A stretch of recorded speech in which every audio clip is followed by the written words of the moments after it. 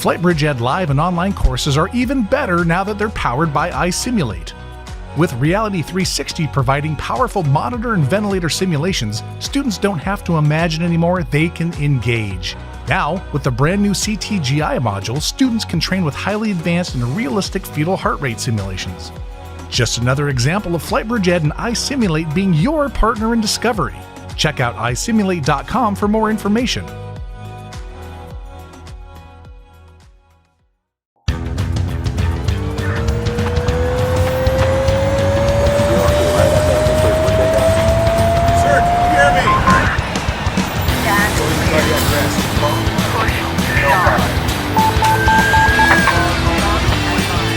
This is Second Shift. Hey everybody, welcome to the Second Shift, episode 77. We are going way back, and you know my man is with me from day one. How's it going, buddy? So good, so good, so good to see you. We're going way back. First episode of Second Shift was July 1st, 19, good Lord, 2015, so 5 years ago. You and me, I was sitting in my closet with this really cool mic because I had nowhere else to do it. Yep. And we just went through and did it. And it was awesome. Here we are, 76 episodes later. That's right. You've been carrying the torch with Ritu for a couple years now. Yeah. But it was you and me, buddy, from the beginning. Yep. Yeah. And it was a great way to sort of cut it up a little bit, right? You were doing it was very serious, focused, critical care, yada stuff.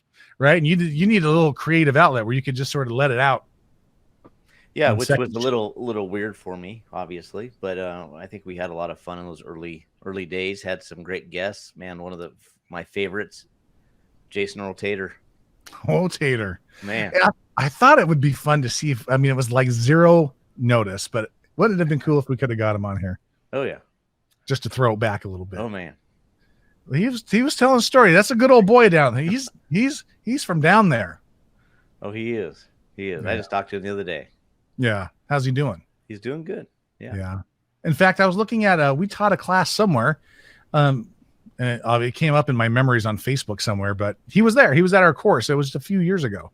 Yeah, it was we did two in, I think one in Montgomery, one in Birmingham. So I think he was at one of those. Oh, okay. That's probably what it was. Yeah, because Daniel Mills was actually at one of those two. So that makes sense. Yeah. Right. Okay. Yeah, it was good times. You know what we talked about? We talked about in that very first episode, something that still gets me fired up to this day. And I couldn't wait to talk about it because it was fresh in my mind. And that was EMS conferences. And how really at the time, at least in my mind, I guess we're still sort of there. Although it's different now. We were just talking about that before we actually hit the button. But, we were at a real turning point 5 years ago in EMS. And some might say that we still are to some extent. But when it came to EMS conferences, I was so sick and tired of the same old group traveling the country, talking about how many beers did he have? He had 2 beers. And the crowd would go wild because they thought it was so funny about the way things used to be. And it was not advancing our industry one iota. It was fun. People liked it. But there was the education component wasn't there. I would agree. I think when you look back at that, when we made our decision at Fast 18, I remember you, myself, and Ashley were sitting at the Eagles. Yeah. And we actually still were in the mindset, even though we were going to do short talks more focused talks. Yeah. We had an epiphany when we were sitting there, and that's when we changed the entire plan of the conference sitting there at that table. Yeah, well, and with literally just a few months to go, right? We were trying to figure out, okay, what do we love about EMS conferences? What do we hate? Well, we knew what we hated. We didn't want the same old thing. We wanted some groundbreaking stuff, and we wanted short.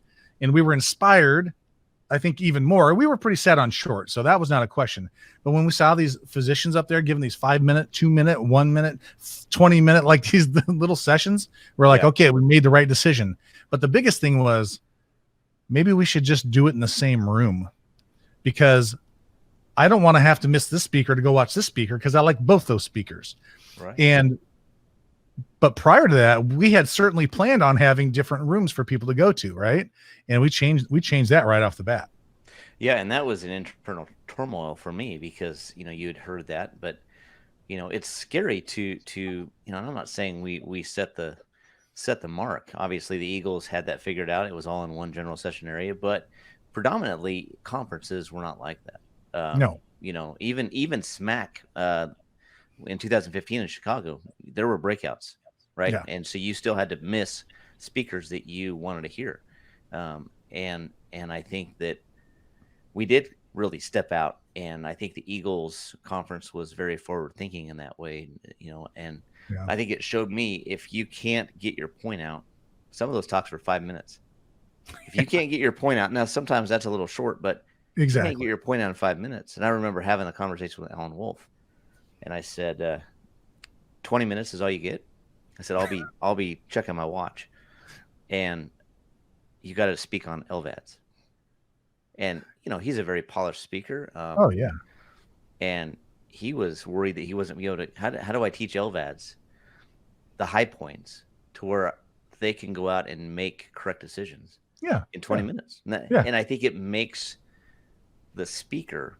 It brings the level of the speaker up. You definitely have to have a speaker that's polished, that has either spoken at other conferences or has the ability to learn quickly. And I think one of the people we saw last year at 19, really the first major conference he ever spoke at was Chris Meeks.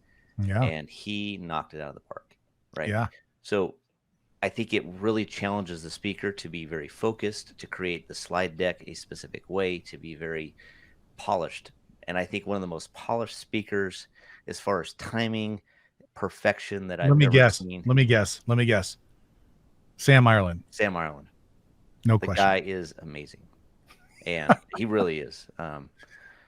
So humble and non-assuming. And that guy is, there's just something, his timing is impeccable.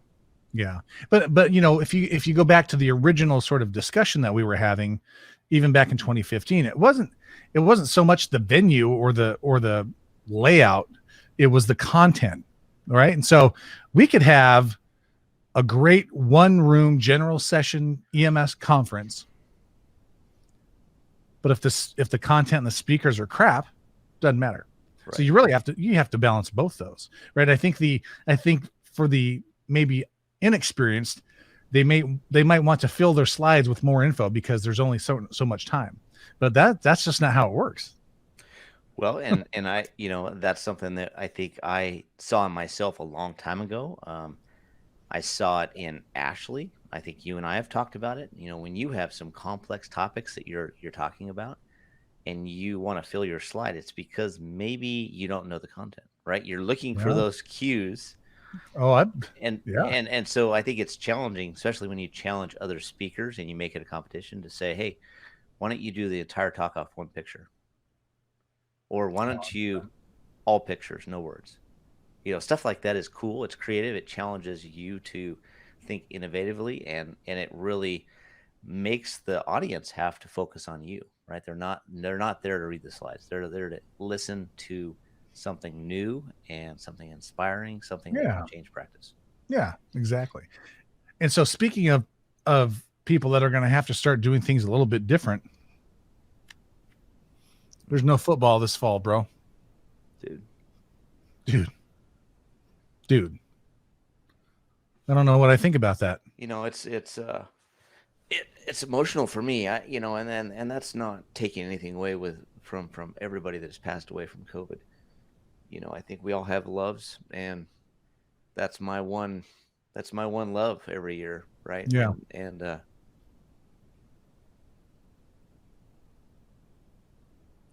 But it's for the good, and last year was amazing.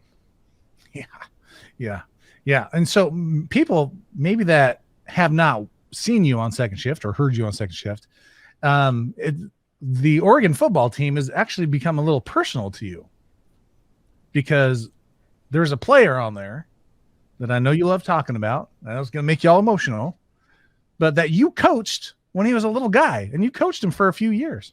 Talk about that a little bit. Yeah, I mean, it's just one of those things that you see. I mean, I remember the first time I met him, he wasn't even old enough to play on our team. I was coaching his brother with I was coaching with his dad.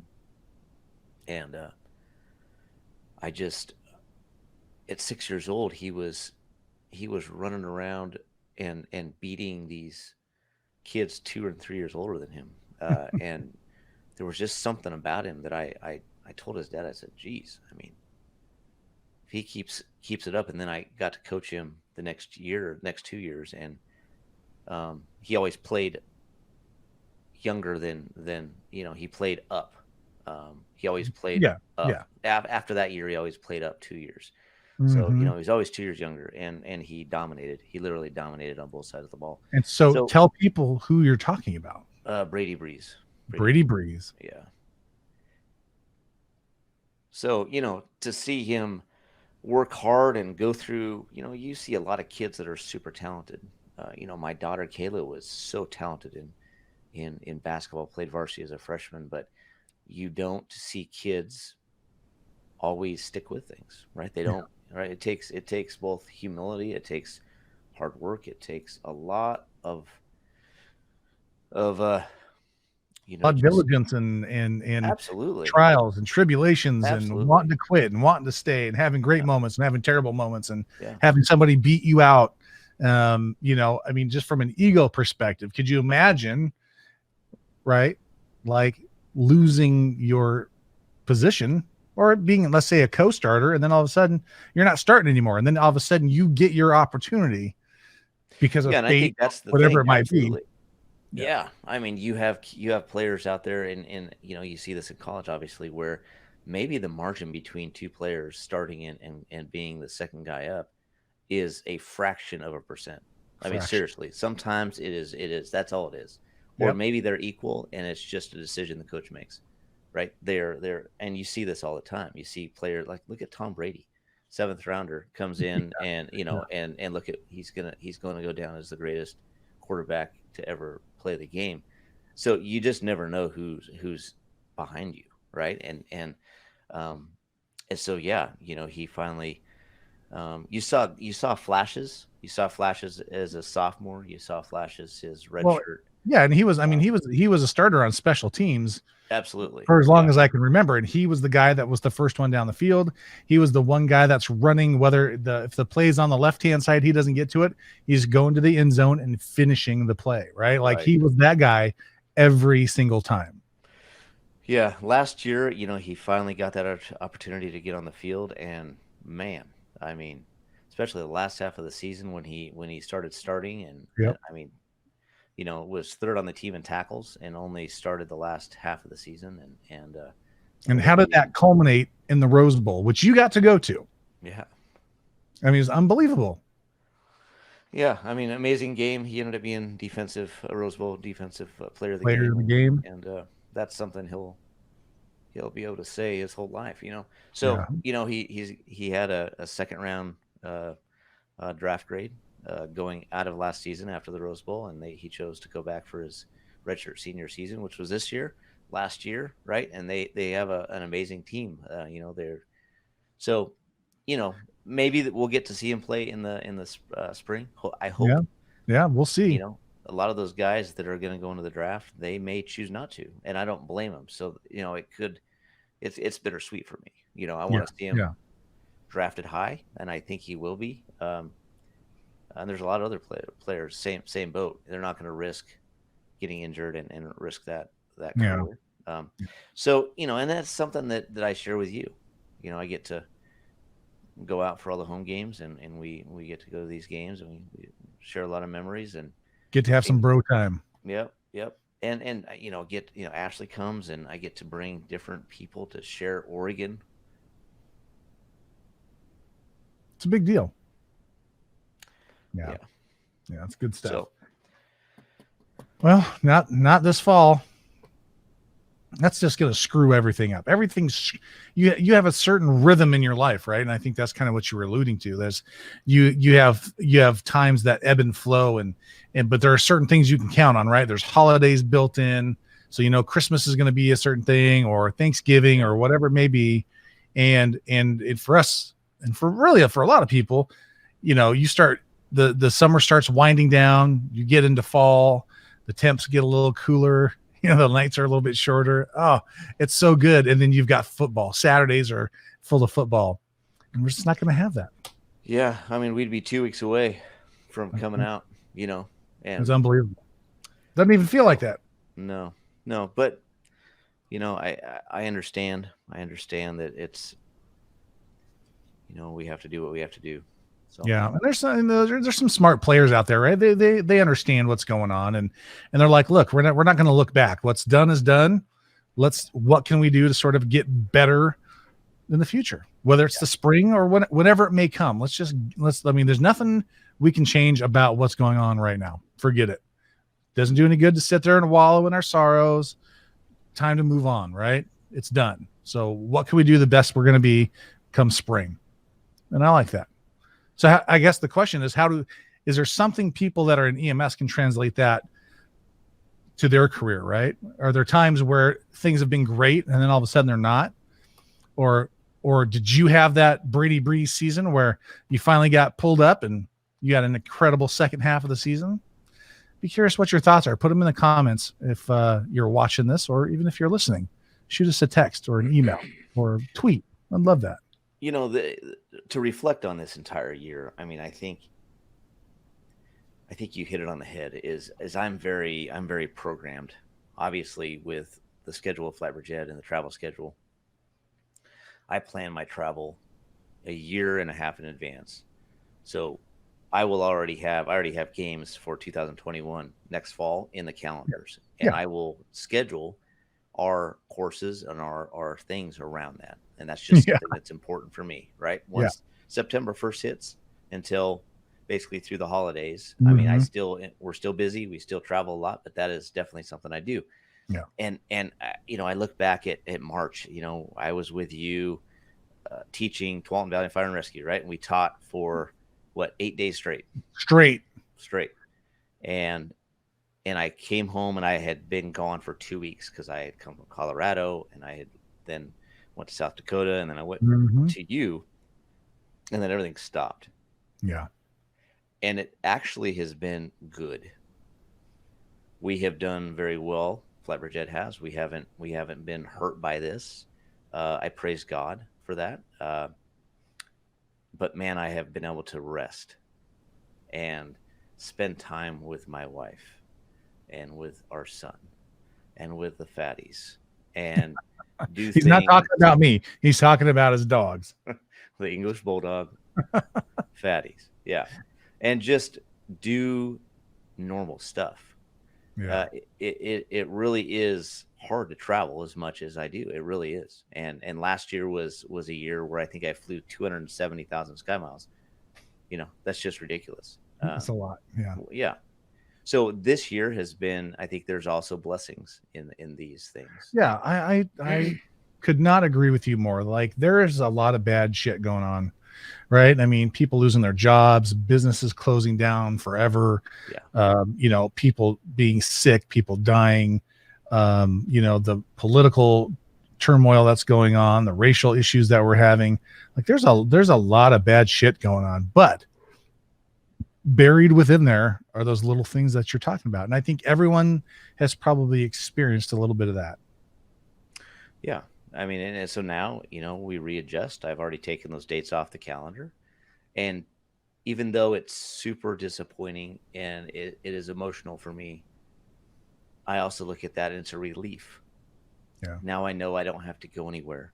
Yeah. We have a few courses that we're working on contractually, and we may move those, but that's also a relief that I know that I have the rest of the year to basically work on content or work on different things, and I can be home and have some normalcy. And so, I think you have to take the good with the bad.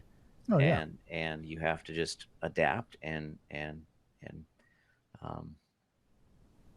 I think it'll be fine. Yeah. Indeed. All right. Well, I want to talk about, since we were getting into it, let's break into our first topic, and that is going to be the flu versus the situation.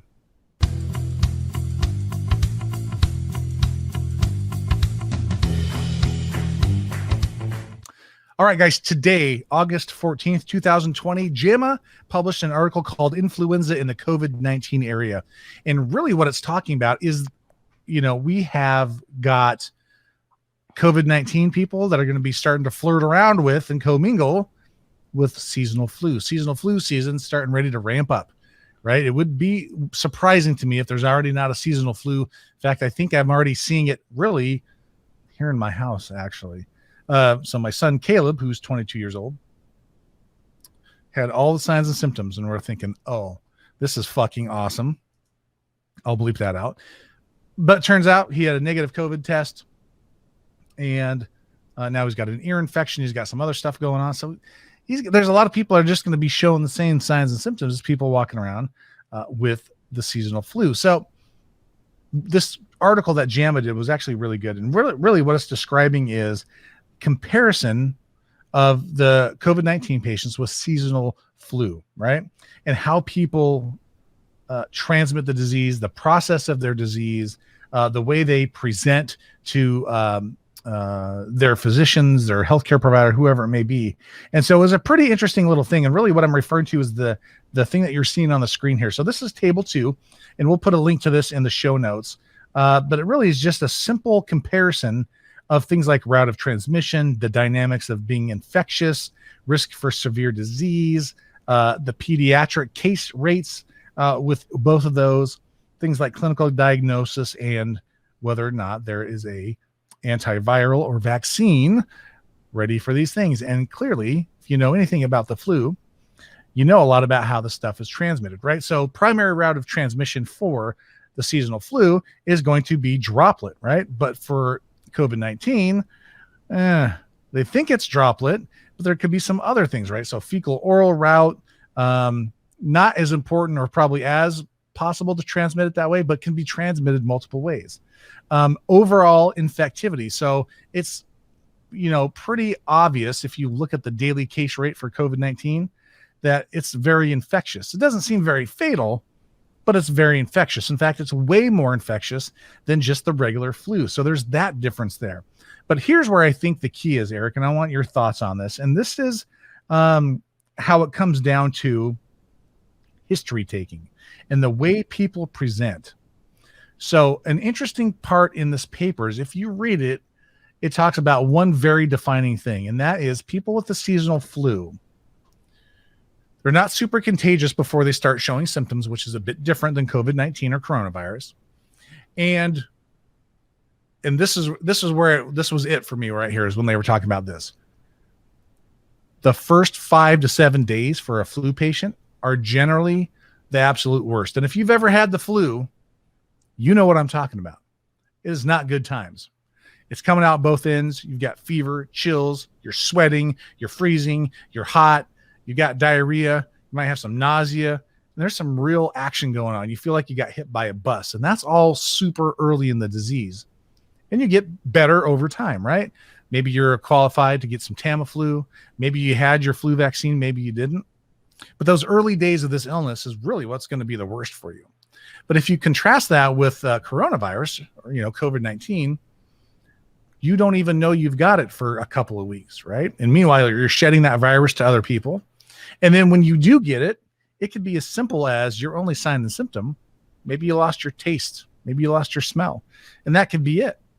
So in my mind, how you're going to be able to distinguish seasonal flu from COVID-19 is going to be the onset.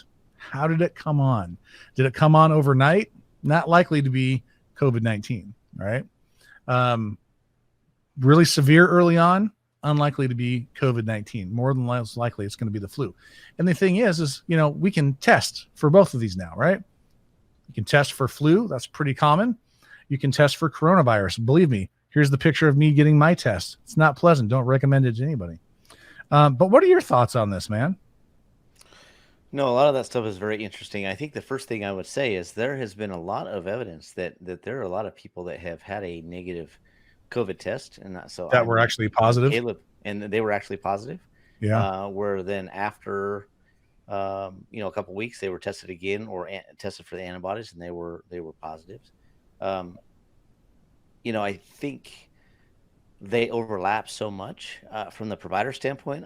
Talking to Ashley, I think what will likely happen, and I'm assuming is still happening, is they're tested the same, right?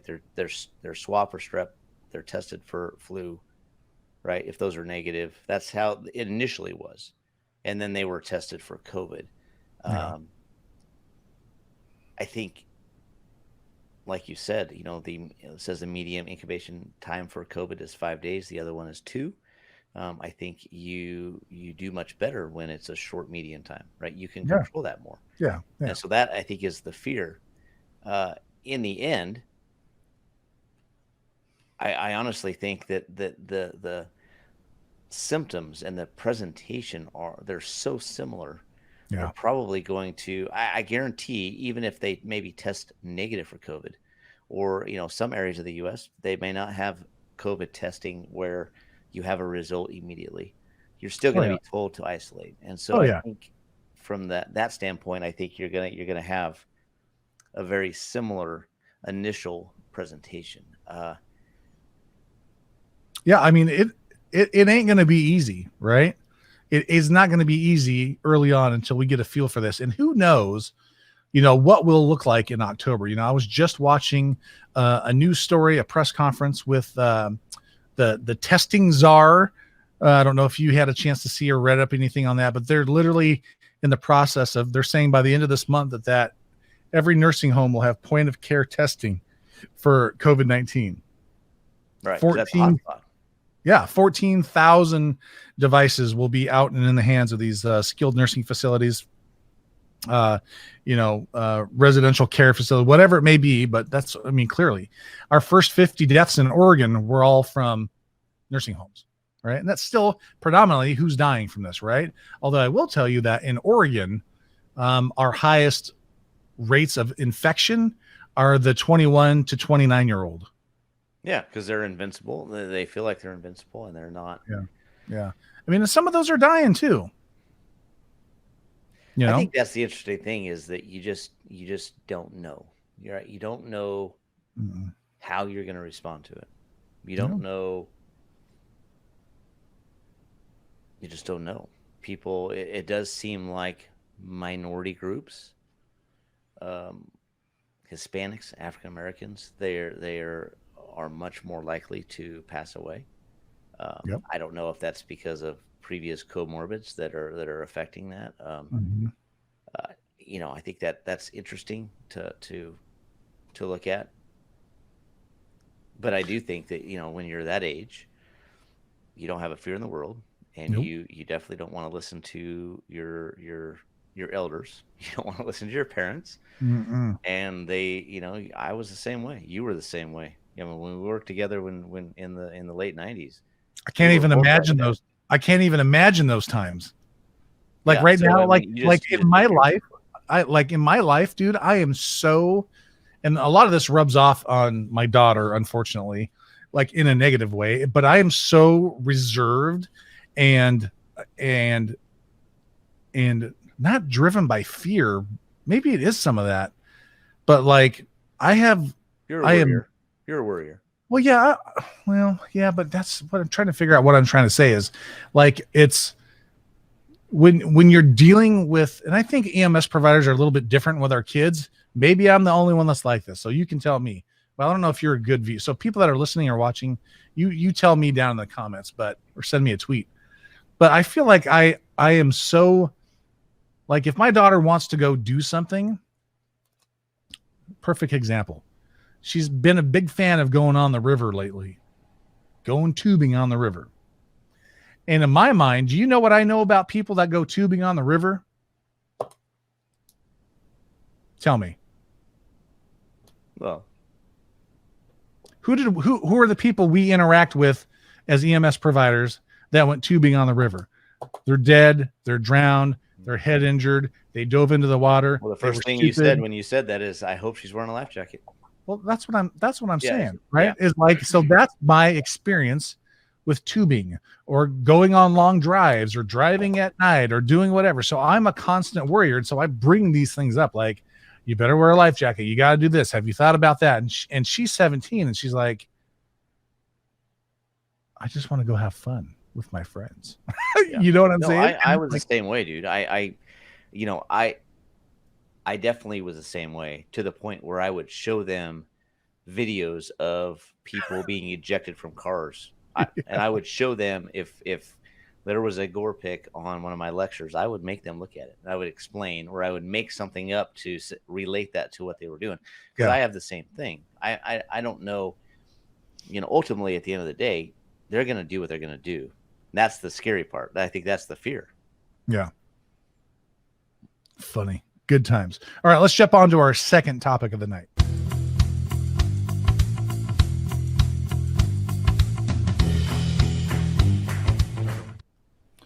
All right, another topic that's been on my mind, and it really was stemmed from the release of body cam footage from the George Floyd case, was when they had him in the back of the ambulance. And you saw, well, a little, what seemed to me, just the dude watching, a little inaction, maybe unrecognized cardiac arrest. But beside, that's what it's always been floating in the back of my mind. But I just wonder why there are not more agencies that have gone to body cams for paramedics and EMTs. What do you think about that? I don't know. I mean, is it a I don't honestly know from an administrative standpoint. Maybe I should know. I feel like you're uncomfortable with the topic already. Does it give you the heebie-jeebies? A little bit. No, honestly, I wouldn't care. I mean, yeah. I think I do worry from the administrator standpoint. What is it that makes you worried? Well, I guess I don't know enough. Obviously, if this has happened, my common sense says that it's not a HIPAA violation. You are correct. And what happens to that video?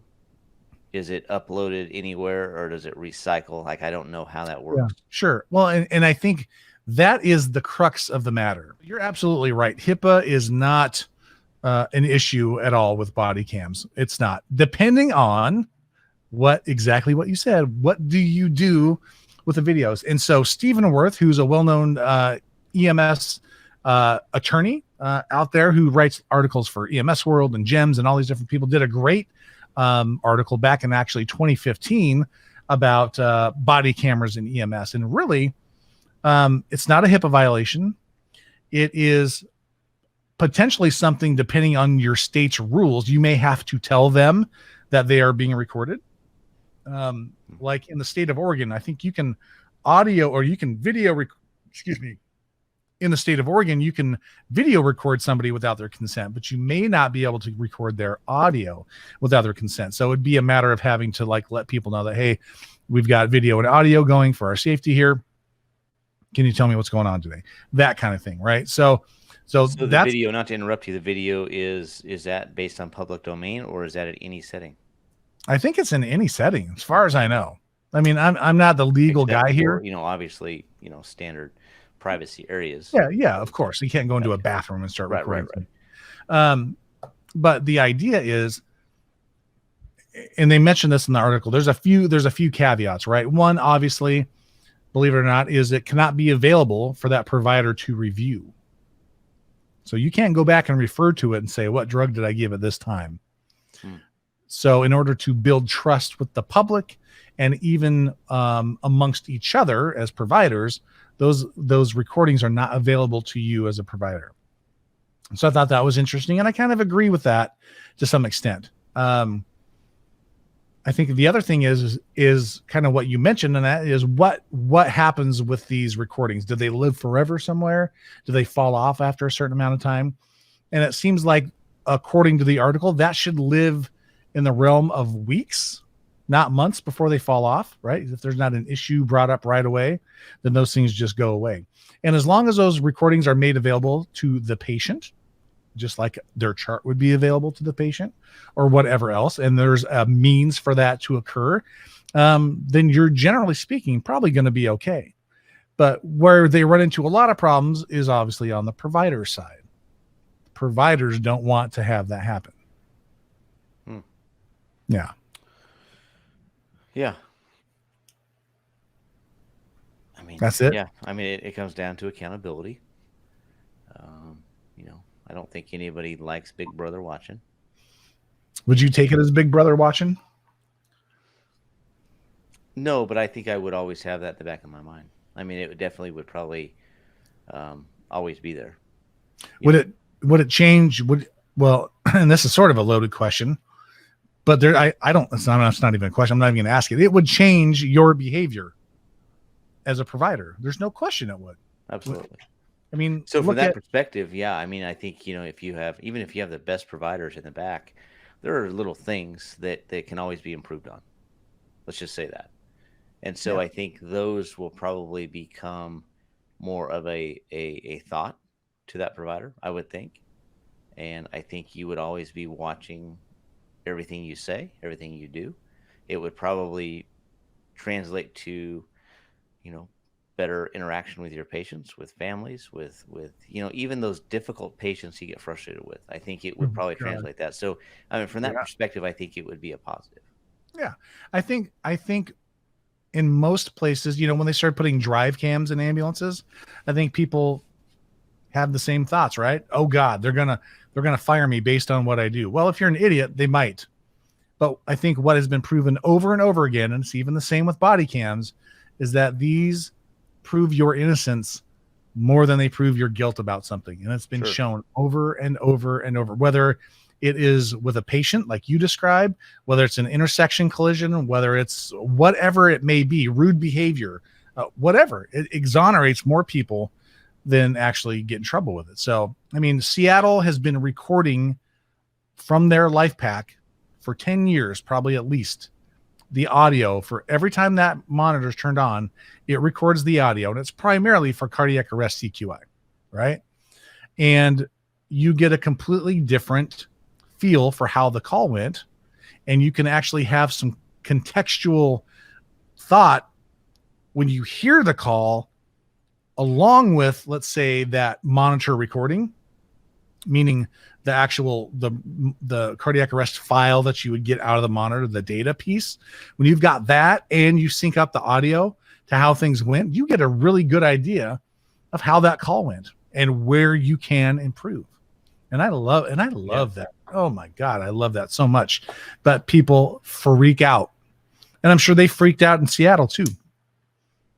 Until now, you see that same thing with video laryngoscopes, CMAX. Totally. We're going to record the innovation. That's a great point. If you implement that in a way that fosters learning, there's no punitive trust. We're gonna all watch these and learn from them, good and bad. Yep. And it's a healthy environment. I think that those feelings will go away. Yeah, I think you're right. And it's really about the culture of the agency, right? I mean, my thought. All right. Well, so for those of you that are watching or listening, shoot us a tweet. He can be found at Flight Bridget. I am at Mike Verkest.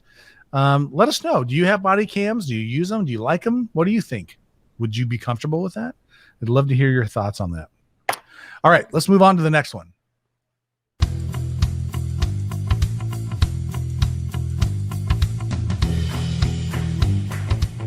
All right, for those of you that may not know, Flight Bridget has actually been powered by iSimulate, since probably 2018. So we teamed up with Chris Kroboth and iSimulate back in Fast 18 days. And we're really looking forward to taking some full advantage of all the stuff that iSimulate has to offer. Right, buddy? Yeah, I think initially, we with our online our live classes, we didn't utilize it as much, but we have slowly integrated that into our online platform, and Chris has been amazing.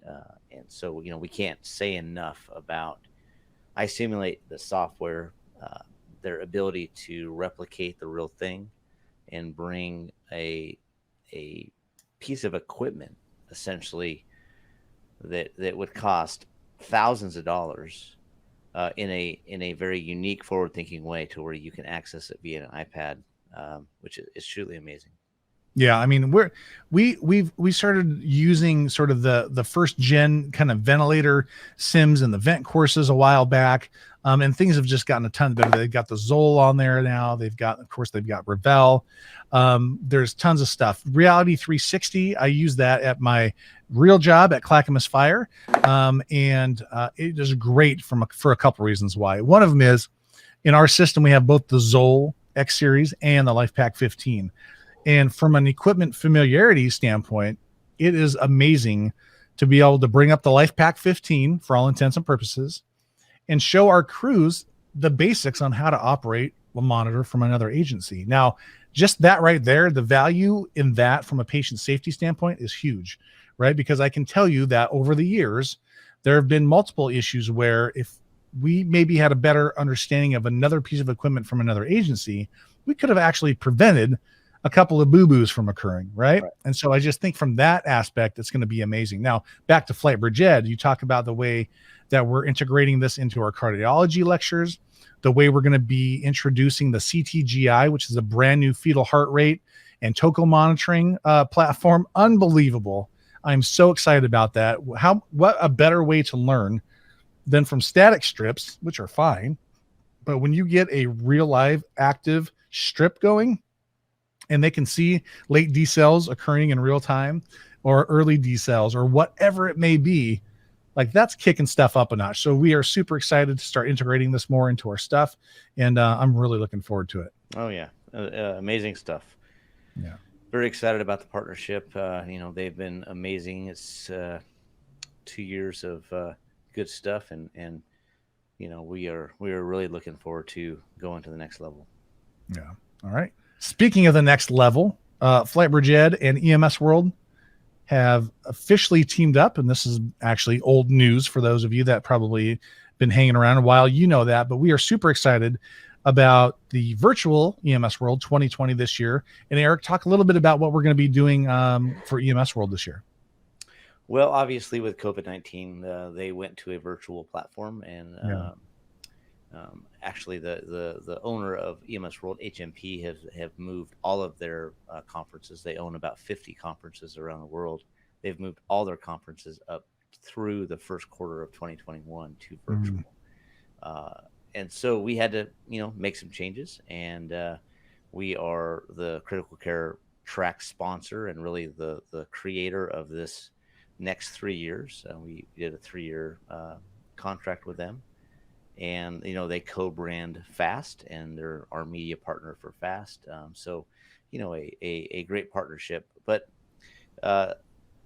we're really focusing on really blocks that are very focused. So there'll be, let's say an acid-based balance block. There'll be a mechanical ventilation block. There'll be, an operational block or an educational block. And I'm just throwing some ideas out there.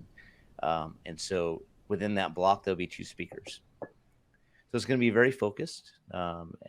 Everybody was highly selected based on their topic. We had a lot of amazing submissions. It was very hard to choose, but based on the topic, based on how the topics relate to each other, to build those blocks, and we had to obviously tweak things quite a bit when we went to the virtual platform. Yeah. But I can't say enough great things about them to be able to just shift gears and go this route. And there's a lot of stuff behind the scenes to make something like this go smoothly. Man, indeed there is. So we'll be looking for that. And pretty soon, by the time this comes out, there will be a coupon code you will be able to use to get $100 off your registration. So be on the lookout on our social media platforms for that code coming out soon. And that's going to be very exciting. Yeah. Okay, buddy. Well, you and I actually just got together for a course for the first time since like the first week of March, when we taught those 6 or 8 days straight at Tualatin Valley. So we hit the road. Yeah. And it wasn't an easy decision, but I'll tell you, our partners down at Enloe made it pretty easy. Yeah, I think this is something that is, you're going to get a lot of differing opinions. There are so many variables to look at.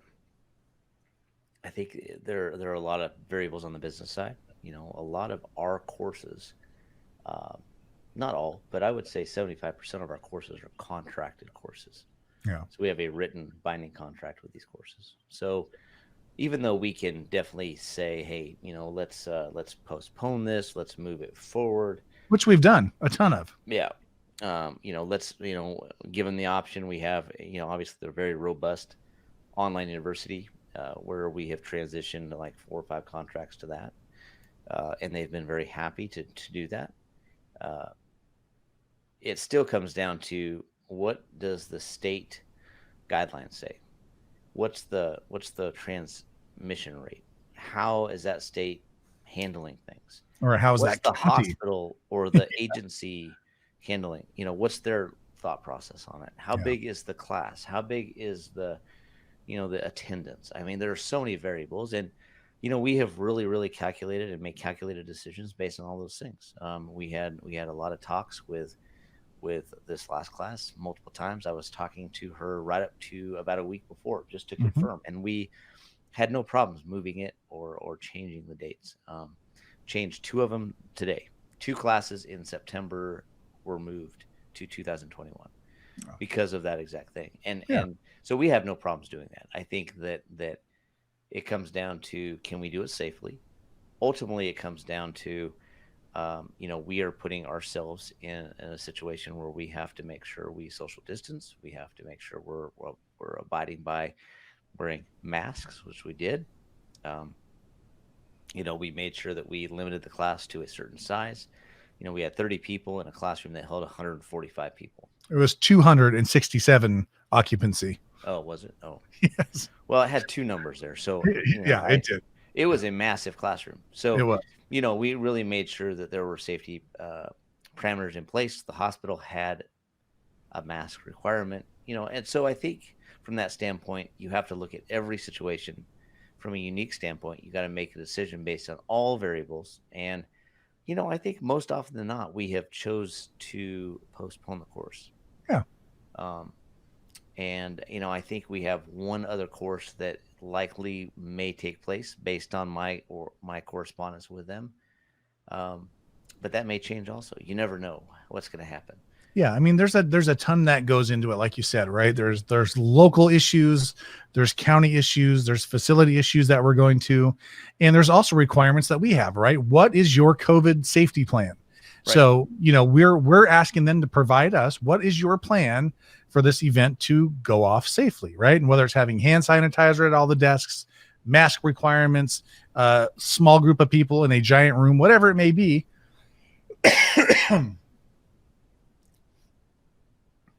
Those are the things that we're looking for. And so again, it wasn't a week before that we had to actually cancel a class because that information wasn't provided. So, it goes both ways. And I felt completely safe going down there under those circumstances. And I thought it was a great call. It was a great class. Yeah. And you're exactly right. We moved that class because we asked for those things. It's an area, the class that we moved to February 2021, area with a very high transmission rate right now. Mm-hmm. A lot of, they're definitely in the middle of the pandemic, right? And so, and we're not going to go there. We made that decision, and they were absolutely fine with it. And so I think it is based on so many variables. We're ultimately healthcare providers. We're taking care of patients every day, and we understand that from that grand scheme of things. Yep, absolutely. Yeah. All right, buddy. So we're going to take something and we're going to throw it way back to something that you and I used to do quite regularly. In fact, one of my favorite episodes. Well, I have 2 favorite ones. One of them was with Peter Antevy, which was our top 5 TV shows of all time. That was one of my favorite. That's when we found out that he loves This Old House in 2020. Like, those were his top 2. And I'll never forget that because he doesn't remind me of a This Old House guy, right? Like, no. He was an early guest. He was on in 2015, maybe early 2016. Yeah. But we've been hanging out with Pete for a long time. Funny guy. Close friend. Loves that This Old House. All right. And then the second episode, well, the second top 5 that I remember better than anything was one that Ritu came on, and it was one that he really struggled with. And it was, I think it was Christmas movies, and he doesn't celebrate Christmas, right? His wife's Jewish. He's Hindu. They don't do Christmas. And so, but it was pretty funny. So I think he ended up picking Die Hard, which we all know is not a Christmas movie. Anyway. I think we have to disagree. But anyway. But we're gonna go back and we're gonna throw out a top 5 right now, but it's a little bit different because this is Eric's top 5 list.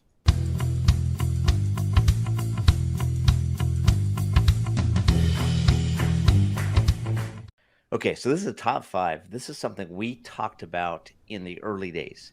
Got to remember, guys, I am from Oregon. I'm a West Coast guy.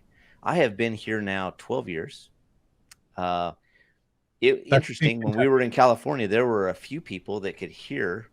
I couldn't believe it. A mild Southern accent in me, and I don't hear it, but I hear that every once in a while.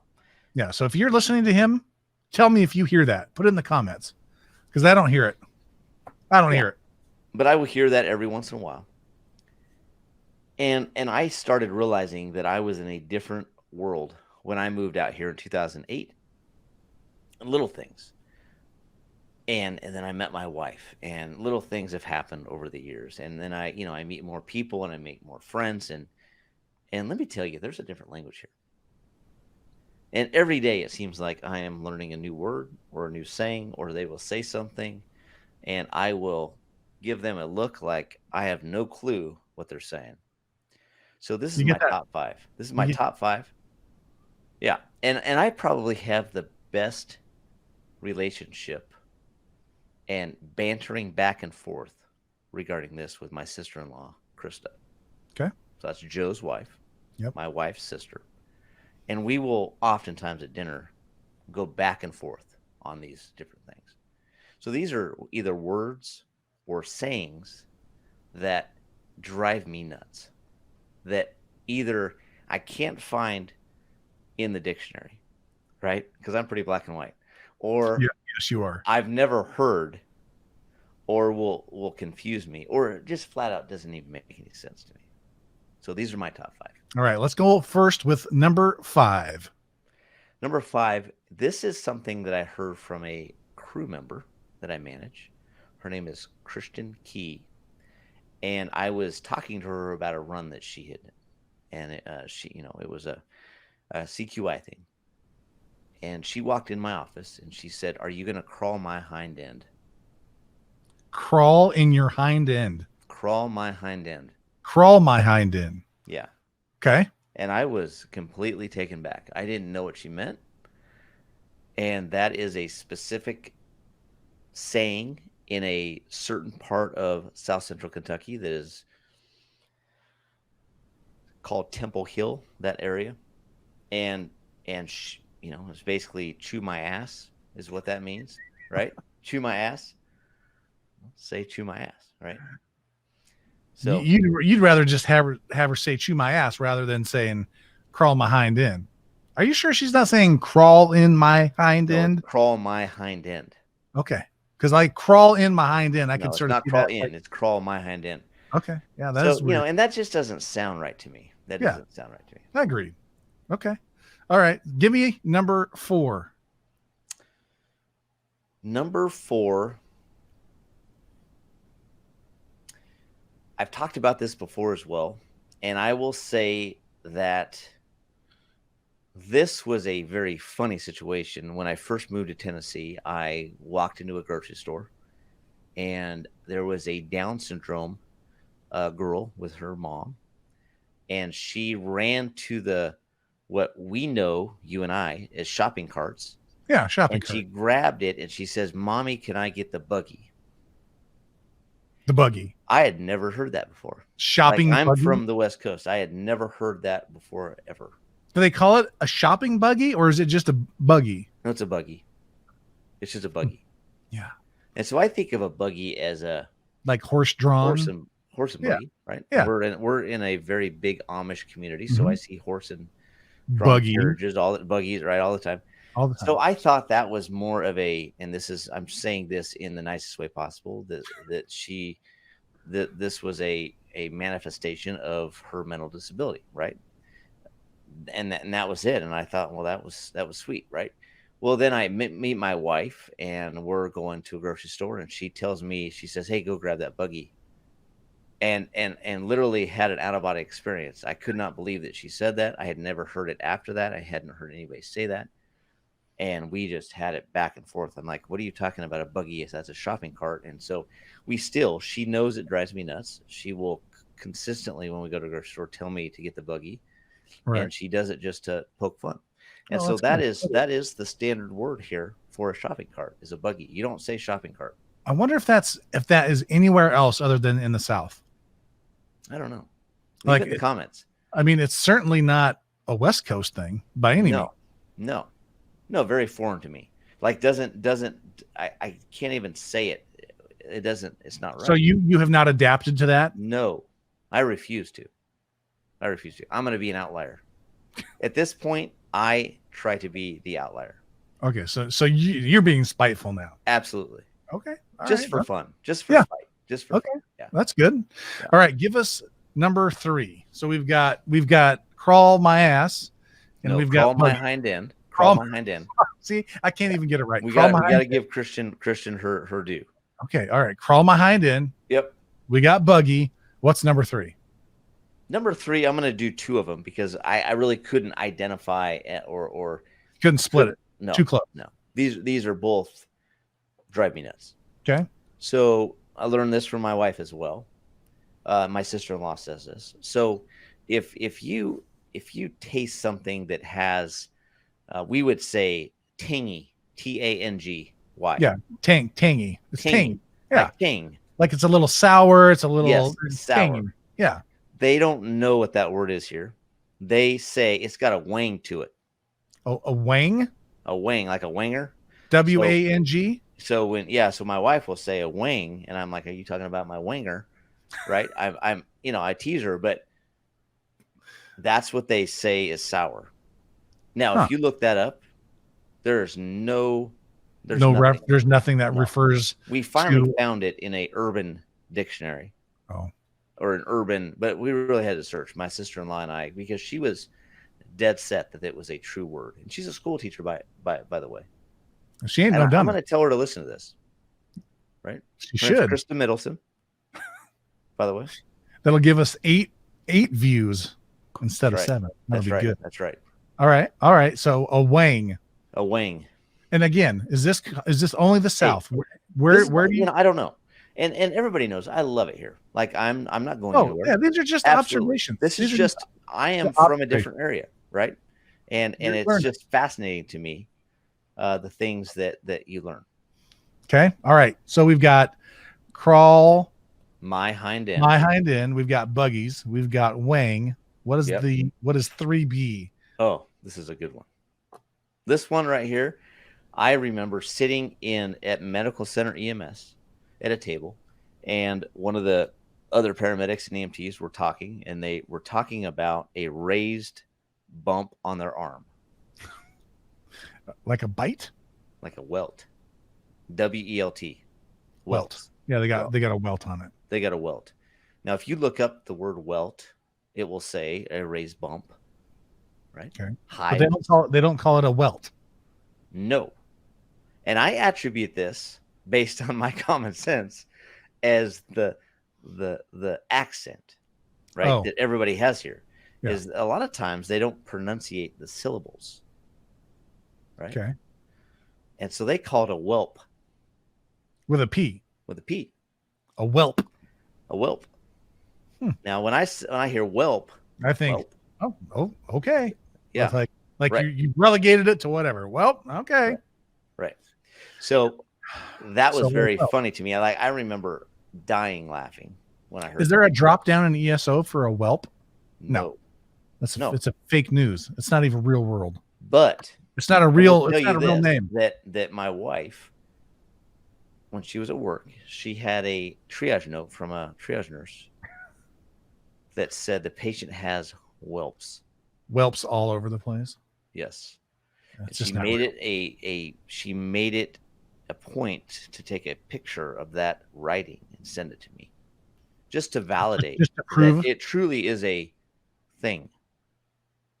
But So I disagree. do you think it's whelp, WHELP, or WELP? I wonder how these WELP. WELP. I'm Googling it right now. I'm GTSing this. Oh boy. Not working very well. Yeah, it's there's you're not going to find much. I mean, that's the thing. Yeah. What you do find is exactly what we were talking about. It's the first thing that comes up. It is a non-standard spelling of well, Yes. representing a pronunciation typically used to convey resignation or disappointment. Yes. Not, Now, I will not, also say not a this. raised bump. Not a raised bump. I am by no means putting anybody down. It's 'Cause observations. I have many podcasts Oh, where I don't pronounce things correctly. I love it. I don't. Cracks me up. That's a hard thing. Yeah. Some of those words are big. Yeah, they're big ones. They're big ones. But All right. So we've got whelps. we got a wang. We got a wang. We've got buggies, and we've got crawl my hind end. Crawl, yeah. You want to go in, and there's no going in. It's no. just crawl my hind end. Right. Exactly. Yeah, we're not going in anywhere. Number two, and this one is something that just it hurts me more than anything. It's surprising that it's number two, and this is something that my brother-in-law Joe Middleton will constantly poke at, and that is where we're from, right? We're the salmon fishing capital of the world, the Rogue River. And people will call it salmon. Salmon. Salmon. No L there. There's no L. The No, L is silent. there is an L, so that's true. But here's my argument every time. But every other word that everybody says, they run the syllables together. Why are they pronunciating that L? So they leave some and they take some, and when they pronounce them, it's totally wrong. Stupid. Yeah. Yeah. Now, what Joe will say is salmon, the way we say it, is salmon. A nice salmon dinner, a fillet. Salmon is salmon in a can. That's what he tries to tell me. Just to razz me. But I'm telling you, he's doing it just to get me. I would. He says it in restaurants. He will make sure he says it to the waitress just to get me fired up. He'll say salmon to the waitress. Yes. And the waitress or the server will be correct here. Probably thinks that's just how you say it. Well, until never corrects them. I will correct both of them. All right. Once he opens the floodgates, it's on. I am going to start. And I'm raining down. I'm laughing, and I'm I get the waitress or waiter, laughing. Server. And I've had server, and I've had a few servers say, "Well, I didn't know that." Oh, come on. You go your whole life without knowing how to say salmon? Oh, we're going to talk about going our whole life here on number one. Okay. Well, let's get to the number one observation Eric Bauer has, being an outsider to the South for the last 12 years. Number one, go with the story. We're driving down the road. Okay. My sweet wife, which is so brilliant. Bless her heart. So smart. And we're talking about something. And the little sausages in the can come up. Yeah. And I've heard of those before. Yeah, and you've heard this story. Because I'm pretty sure I called you immediately. You did. From the car. Yeah. And she said this. She said, "Well, haven't you ever had those Vianney sausages?" And I had to pause for a second because I had to actually think about, because I mess words up all the time. Yeah. Did she just say what I think she said? Because it's not often that she will mispronounce something. Very educated, very smart. Yes. So I pounce but on she those said, opportunities. She said Vianney. Oh, she said Vianney. Okay. Vianney. The little sausages that are about this big in the little round can, the little pop top. Yeah. Vianney sausages. So I said this. I said, are you talking about Vienna sausages? And she stopped and she looked at me with this puzzled look. Now this, you got to give her credit. She started pondering it. She's like, oh. I said, you mean Vienna sausages like it's spelled like Vienna, Austria? And she said, oh my gosh. Yes. I said, well, why are you calling it Vianney? She goes, because that's what I was taught as a kid. And she goes, that's what my grandma called it. That's what everybody calls it. I said, well, honey, it's Vienna. Vienna sausages. So we over the next couple of days, everybody we came in contact with. Did you laid that proposition on them? Yeah. What do you call those little sausages that are in the can? Everybody. Vianney. And they all said Vianney. All of them. Even Terrence, my son-in-law, that was raised in Tennessee. Vianney sausages. Now it's clearly Vienna. So where do you what happened with that? What is your summation on how there is a disconnect with the word? I don't know. It's puzzling. I wish we could get Joe on the phone. Call him up. To ask. Call him up right now. How do we call him up? Call him on your phone and just put it on the speaker. Maybe Let's do it. Call my wife. Yeah, do it. This is the Second Shift Extra.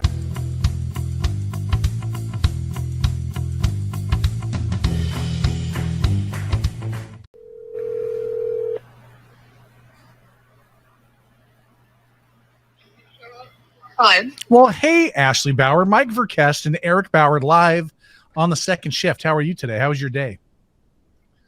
Good. Oh, that's great. Well, so let me lay this down for you real quick. We are in the process of talking about the top 5 Bobbyisms, his observations since he's been living in the South. And his number 1 was the old Vianney sausage scenario. Do you remember that? Mm-hmm. Yeah. I remember that. And so what the question came up was, where do you, so looking back on that, knowing that we clearly call it the Vienna sausage, like where do you think that disconnect came from so many years ago? Listen, nobody in the South had ever heard of that country. They've never traveled out of where they live. They don't know no better. Yeah, so it's not their fault, is what you're saying. No. But she's so highly educated. Why didn't she figure that out? Well, because that's the way that everybody else has said it throughout the years. So why would they be wrong? That's true. I mean, you don't know what you don't know, right? And so what was the puzzling thought in your mind when your husband commented and said, you mean Vienna? Because you were very humble in that moment and you processed it. Now, look, Ashley, I want to just engage for a second here. So everyone knows that Bobby doesn't get many opportunities like this to provide insight onto something. So we got to give him this one a little bit. So what were your thoughts when he sort of came up with this thought about it's Vienna, and you kind of had this thought of maybe he's correct in this one? How did you process that? Listen, I'll be the first to say, if somebody says, no, it's this way, I will stop and question myself, because I'm not always right. So yeah, I start thinking about it. And okay, give me a little bit. Like, it's not like we grew up with them just sitting in our cabinet. We didn't eat them. Yeah, I never ate them either. No. So I did get to thinking about the can. And then I was like, okay, you know what? One of us has to be right. So we got to Google this and see who it is. And this one rare and very random time, Bobby got that one. So I'm going to give him a point. Yeah, he gets a point. But it does not happen very often. Probably count on one hand. Yeah, I think the score is 6,057 to 2. That sounds about right. Yeah, that's right. It's right in there. He's got his moments, and we want to give him this one. Yeah. And I'll let him have it. Yeah. All right, good. Well, I don't know what you're doing, and we rudely called you and interrupted you, so we will let you get back to what it. We're just shoveling our faces full of food. Oh, good. Awesome. Well, if you happen to be with Krista, you should probably just let her know that he's thrown her under the bus too in this episode, so she better listen. Oh, she'll be happy to hear that. Yeah, it'll be good. I can't wait I wish I could be there. All right. He's got a big smile. All right. We'll see you later. Oh, I'm sure he does. Yeah. All right. Bye. Well, there you go. You're a dead man. Yeah, that's all right. I like Congratulations on that. I like it. That's good. That was good. All right, buddy. What else you got? Any final thoughts before we get up and out of here? No, just everybody be safe. Continue to push forward. Spend time with family. Take this opportunity to do something different. Learn something different. Spend more time with the people that you love. And I know that from the healthcare side, a lot of you are out there working more than you ever have. Others, if you're ED nurse, ED physician, census is down, you may have been furloughed. So, I mean, it is just, this is affecting us in so many different ways. Yeah. And so our thoughts and prayers are with you. And, we're here for you. Keep fighting that good fight out there. All right. So on behalf of Eric Bauer, Mike Verkest, you've been on a throwback episode to the Second Shift. We appreciate you guys tuning in. We are a proud member of the Flight Bridge Ed Podcast Network and a Fire Dog production. We will see you guys on the next one. Take care. We'll see you soon.